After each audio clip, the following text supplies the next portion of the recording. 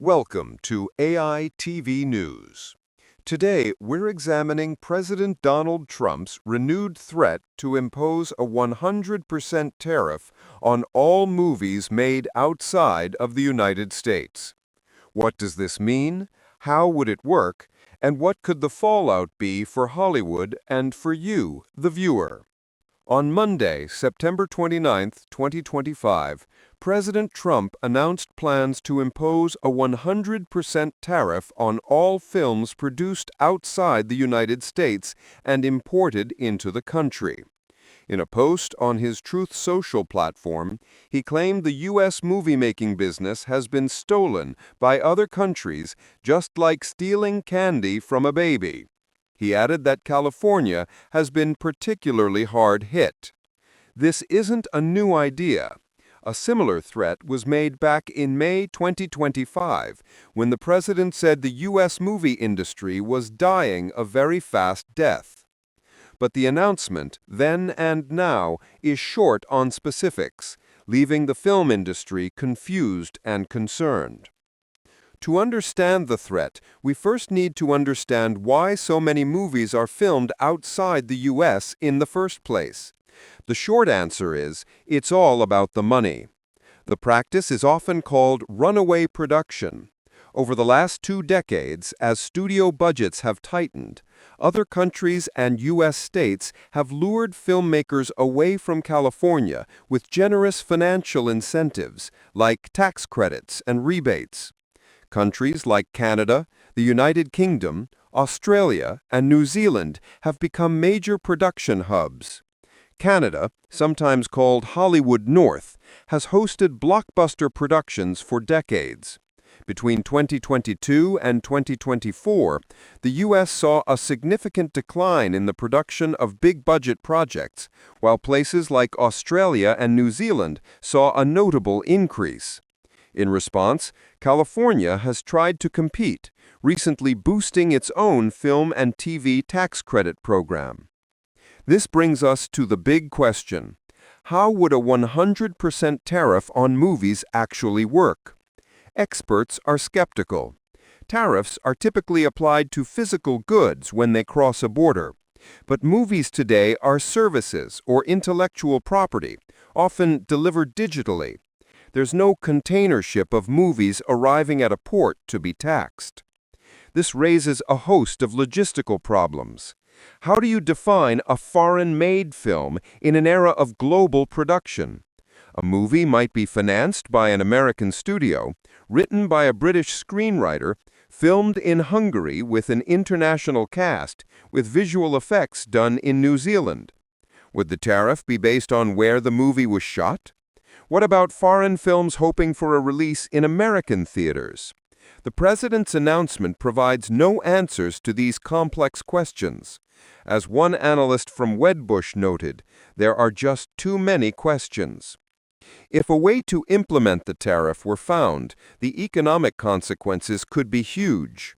Mike Proul of the research firm Forrester predicted it would cause chaos within the entertainment industry. Most analysts agree that the cost would likely be passed on to you, the consumer, through higher ticket prices or more expensive streaming subscriptions. There's also the risk of retaliation. Hollywood makes most of its money from the international box office. If the U.S. imposes a massive tariff, other countries could respond with their own tariffs or limit the number of American films shown in their theaters. This could cost the U.S. film industry billions of dollars and harm the thousands of American workers who are employed on overseas productions. So, what has the reaction been?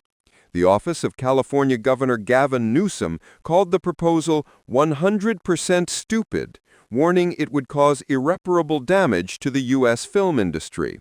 Many in Hollywood agree. Actor George Clooney called the idea pretty damaging to the business. Instead of tariffs, prominent figures like Democratic Senator Adam Schiff and Representative Laura Friedman have called for a federal tax incentive to encourage production in the U.S., arguing it would help the industry without harming consumers. International partners are also worried. The Canadian Chamber of Commerce expressed deep concern, stating that the United States and Canadian film industries are highly integrated and that a tariff would weaken both economies. Ultimately, there is no clear consensus that a tariff would achieve the goal of bringing film production back to the United States. The global nature of filmmaking is driven by a need for authentic international locations and, most importantly, by powerful financial incentives. The threat of a 100% tariff has introduced a massive element of uncertainty into a global industry. But with no clear plan for implementation, Hollywood is left to wait and wonder what comes next. In Afghanistan, the digital world has gone dark. The Taliban government has initiated a nationwide shutdown of fiber-optic internet services, a move they claim is necessary to crack down on immorality. This unprecedented action is not just about silencing social media. It's a decision that severs a crucial lifeline for millions, impacting everything from the economy to the fundamental human rights of its citizens, especially women. The blackout began in mid-September 2025, following a decree from Taliban leader Hibatullah Akhundzada banning fiber-optic connections in several provinces. Initially targeting regions like Balkh, Kunduz, Badakhshan, Takhar, and Baghlan, the shutdown has since expanded, leaving the entire country with severely limited connectivity. Internet watchdog NetBlocks reported that connectivity had plummeted to just 14% of normal levels, consistent with an intentional, state-imposed disconnection. The official justification from the Taliban is a campaign against vice and the protection of moral values. The order came directly from Akhundzada and is being enforced by the Ministry for the Propagation of Virtue and the Prevention of Vice. This is the same ministry responsible for enforcing strict dress codes and gender segregation, aligning with their severe interpretation of Islamic law.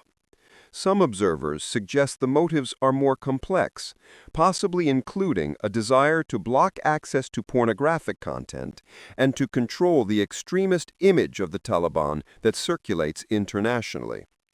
The consequences of this digital isolation are immediate and devastating for a society already in crisis.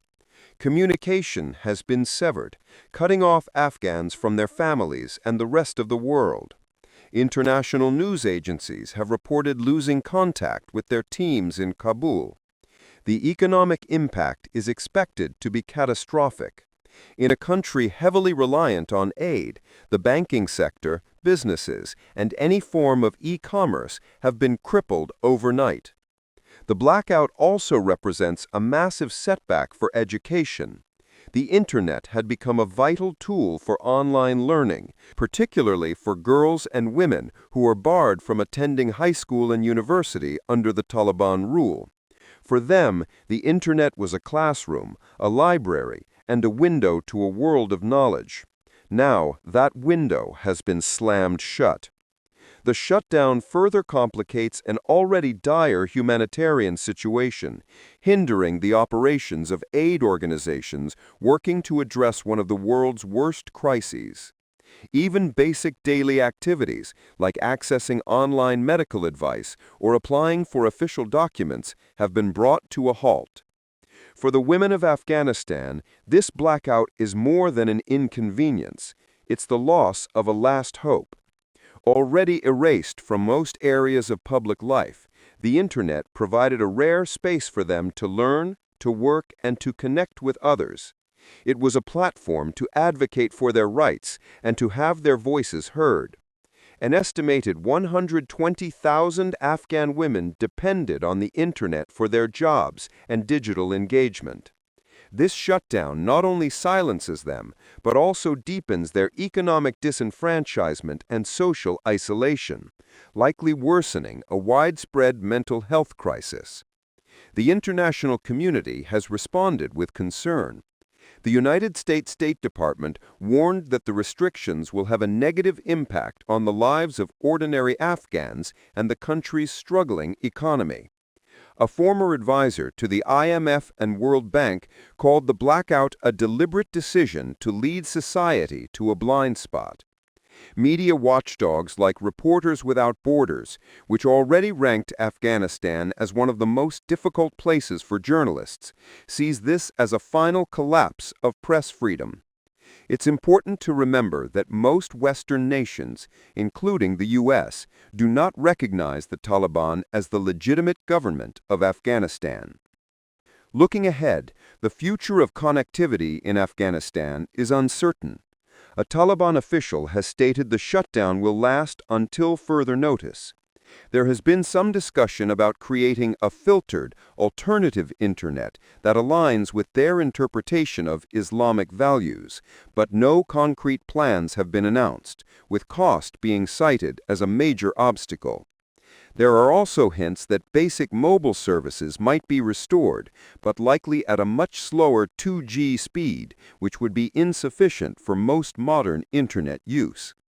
In cutting off its people from the digital world, the Taliban is not only enforcing its moral code, but is also isolating a nation at a time when it needs connection the most. This internet blackout is a stark reminder of the deepening crisis in Afghanistan, a country now forced into silence and darkness.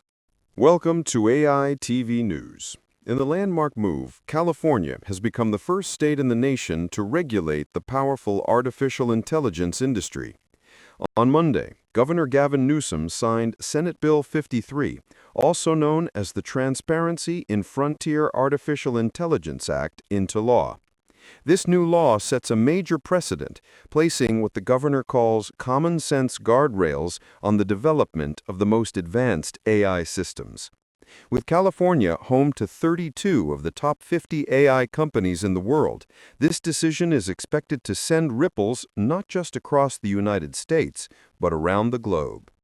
This isn't the first time California has tried to tackle AI regulation.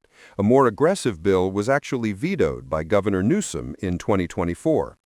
Tech companies argued that the earlier proposal, which included stricter liability rules and a mandatory kill switch for AI models, would stifle innovation. In response, Governor Newsom created a special task force of AI experts. Their recommendations led to this new law, SB 53, which takes a more collaborative approach, focused on transparency and managing risks rather than heavy-handed penalties. Supporters say California is stepping into a leadership role because the federal government has so far failed to pass any comprehensive AI laws. So what does this new law actually do? It focuses on the biggest companies and their most powerful AI, what the bill calls frontier models. These are the systems trained using massive amounts of computing power. The law has several key parts. First, transparency. Large AI developers, specifically those with revenues over $500 million a year, will now have to publicly publish their safety plans. Before releasing a new frontier model, they must also release public reports detailing the model's capabilities, its intended uses, and the results of safety tests. Second, safety and reporting. The law creates a new system for both AI companies and the public to report critical safety incidents to the state's Office of Emergency Services. This could include an AI model being used for a major cyber attack, helping to create a dangerous weapon, or even operating beyond human control. Third, accountability. One of the most significant parts of the new law is whistleblower protection. It shields employees who come forward to report serious health and safety risks they see in the AI models their companies are building. The state's attorney general can also enforce the law with civil penalties if companies don't comply. And fourth, innovation. The law isn't just about rules, it also aims to foster growth. It establishes a new public computing group called Cal Compute. The goal is to give startups, university researchers, and smaller organizations access to the high-powered computing resources needed to develop AI. This is meant to democratize AI development, ensuring it's not only the tech giants who can build the next generation of technology. The reaction from the tech industry has been mixed. Some companies, like Anthropic, have publicly supported the bill, calling it a strong foundation. However, other major players, including Meta, Google's parent company Alphabet, and OpenAI, lobbied against it. They argue that a patchwork of different state laws could become confusing and that they would prefer a single, uniform set of regulations at the federal level. Critics, particularly in the venture capital world, echo this concern, worrying that state-by-state rules could slow down American innovation at a time of intense global competition. Supporters, on the other hand, see this as a vital first step. They argue that with a technology as powerful and transformative as AI, you can't afford to wait. They see SB 53 as a trust but verify approach that holds big tech accountable while still allowing the industry to grow. Ultimately, California's new law is a balancing act. It's an attempt to protect the public from the potential risks of highly advanced AI without crippling the innovation that has made Silicon Valley a global tech hub. As the first of its kind in the nation, SB 53 will undoubtedly serve as a model and a subject of intense debate as other states and the federal government decide how to navigate the new frontier of artificial intelligence.